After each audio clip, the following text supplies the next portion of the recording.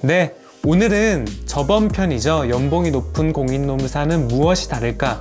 여러분들이 정말 많은 성원이 있었고 많은 쪽지가 와서 여러분들께 실제 공인노무사를 비전으로 꿈꾸시는 분들 또는 공인노무사를 할지 말지 고민하는 분들께 많은 도움을 드린 것 같아서 상당히 뿌듯했습니다.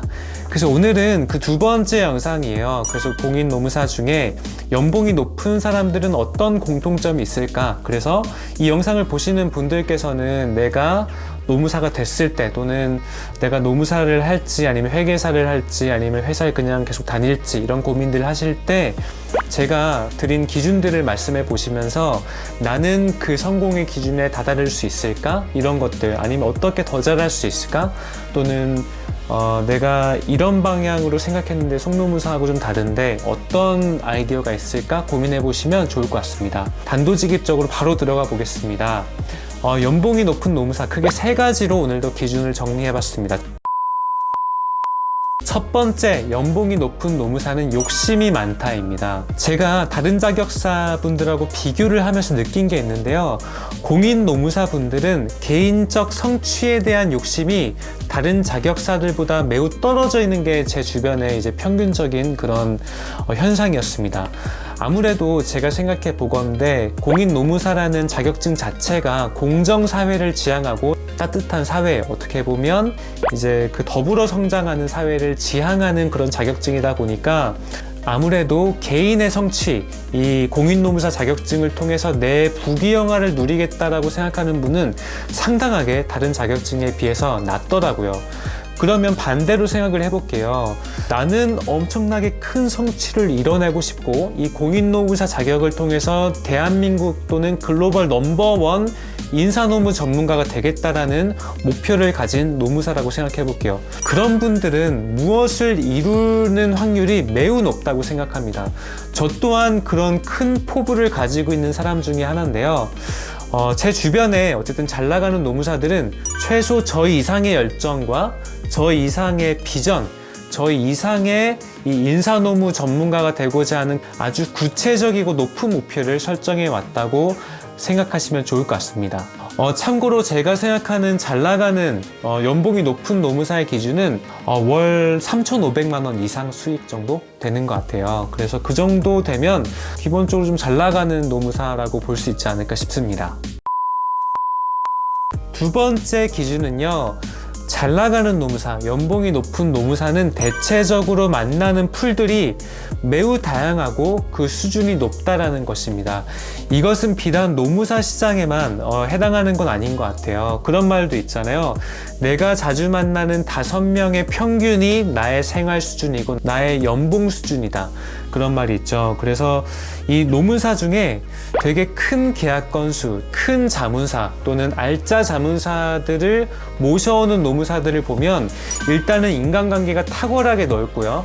그 인간관계 속에서 정말 그 이제 알짜 지인들을 많이 알고 있는 것 같아요. 이왕이면 더 큰 사업체를 가지고 있는 사업주, 더 큰 노무관리 예산을 쓸 수 있는 그런 자문사 들을 가지고 있는 분이 상당히 많은 것 같고 실제 뭐 사업체 말고도 정치라든지 경제 그리고 문화 전반에 정말 폭넓은 인적 네트워크를 바탕으로 했기에 그 사람들이 노무사가 필요하다고 하면 바로 이 노무사를 연결시켜 주는 거죠. 그래서 잘 나가는 노무사들은 별로 그렇게 영업을 적극적으로 하지 않습니다. 알아서 들어오기 때문이에요. 그래서 내가 얼마만큼 많은 네트워크를 가지고 있고 그 네트워크의 질이 얼마나 탄탄한가 이런 것들을 보시는 게 두 번째 기준이 되겠습니다.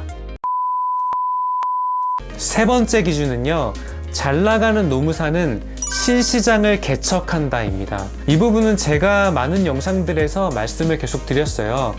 기존 노동 권리를 지켜나가고 기존 법망 안에서 체당금 또는 산재, 해고 이런 것들은 더 이상 많은 비전을 갖추고 있지 못한다. 최근과 같이 노동 권리가 향상되고 다양한 고용 제도들이 늘어나고 새로 생기고 하면서 그 틈새 시장을 얼마나 잘 공략해서 그 분야의 전문가가 되느냐, 이게 노무사 중에 잘 나가는 노무사들의 기본 중에 기본인 것 같아요. 그래서 여러분들이 이 노무사 공부를 하시는 와중 또는 고용 트렌드에 대해서 이해를 하는 와중에서도 분명히 어떤 시장에 어떤 노무관리 서비스가 필요한지 보이실 거란 말이죠.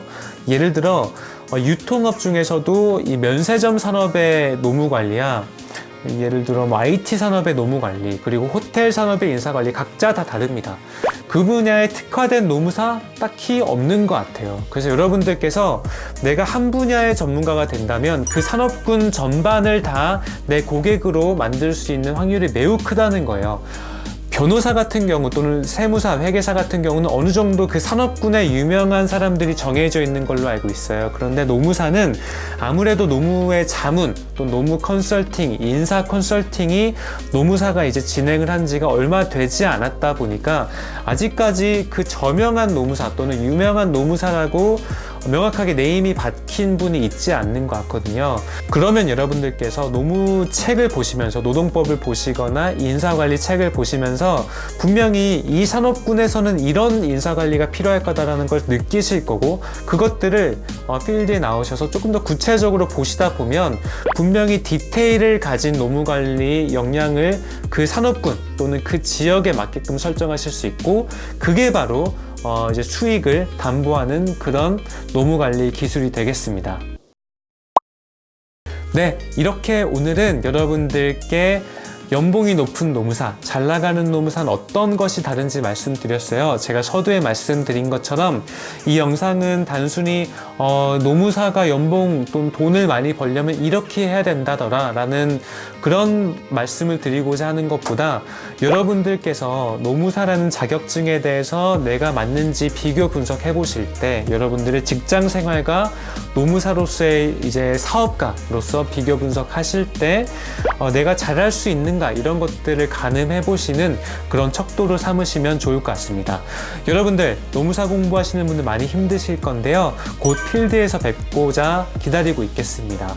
앞으로도 여러분들의 인생 직업을 위한 다양한 콘텐츠를 연구하고 또 공유하는 송노무사가 되겠습니다. 좋아요와 구독 부탁드리겠습니다. 감사합니다.